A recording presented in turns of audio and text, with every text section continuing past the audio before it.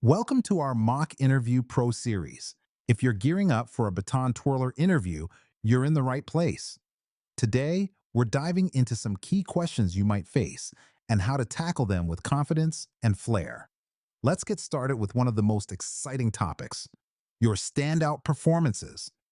Can you tell us about a performance where you felt you truly excelled as a Baton Twirler? What made that moment so special? This question helps the interviewer understand your peak experiences and what you consider a successful performance. Here are a few tips to help you frame your response effectively.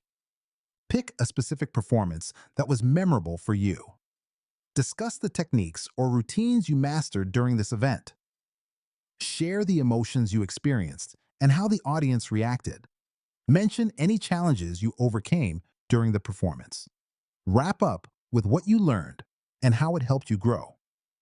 Now, let's look at an example of how you might answer this. One performance that stands out was during a regional competition last summer. I executed a challenging routine with tosses and spins flawlessly, and I felt perfectly in sync with the music. The audience erupted in cheers, giving me a rush of confidence. I had practiced for weeks, overcoming a previous fear of performing after a mistake in another show. This taught me the importance of preparation and trusting my skills. By the way, we're only covering a handful of questions in this video, but I've prepared a free PDF with all 30 top interview questions for Baton Twirler. It also includes example answers and tips to help you prepare with confidence. The download link is just below. Who in the world of baton twirling inspires you, and how have they influenced your style? This question aims to uncover who you look up to in the field and how they've shaped your approach. Here are some pointers to structure your response. Identify a specific baton twirler or coach you admire. Explain the qualities or skills you appreciate about them. Describe how their influence has shaped your technique or performances. Connect their style to your own in a meaningful way. Be genuine and passionate about your inspiration. Here's an example to guide your answer. One of my biggest inspirations is the famous baton twirler, Jane Doe. I admire her grace and how she seamlessly combines dance with twirling. Watching her performances has inspired me to incorporate more fluid movements and pay attention to my expression, which has greatly influenced my routine. Can you share a time when you encountered a significant failure in baton twirling? What did you learn from it? This question is designed to see how you handle setbacks and what you learn from them. Let's go over some tips for responding to this question. Choose a specific failure that's relevant to baton twirling. Explain what happened clearly and without making excuses. Discuss how you felt during the failure. Emphasize what you learned and how you improved. Connect your learning to how it will help in future performances. Here's a way you might answer. During a competition last year, I missed a crucial catch, which caused me to fall out of sync with the music.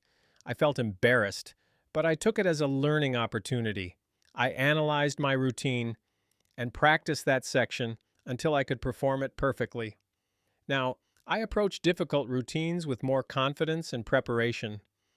What would you do if you forgot part of your routine during a live performance? The purpose here is to assess your ability to handle unexpected situations and think on your feet. Here are some strategies to consider. Stay calm and composed to avoid panic. Quickly assess the situation to find your place. Use improvisation to fill the gaps smoothly.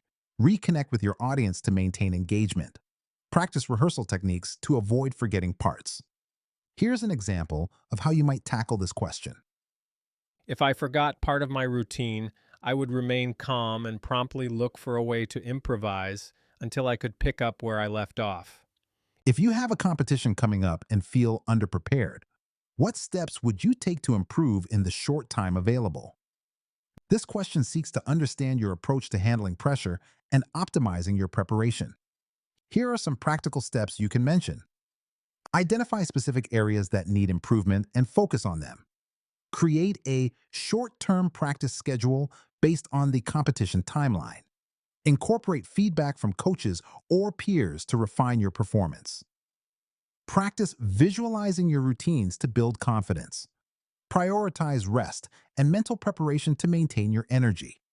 Let's take a look at an example response. I would first assess my skills and identify the key areas where I feel unprepared. Then, I would create a focused practice schedule to work on those specific skills each day leading up to the competition.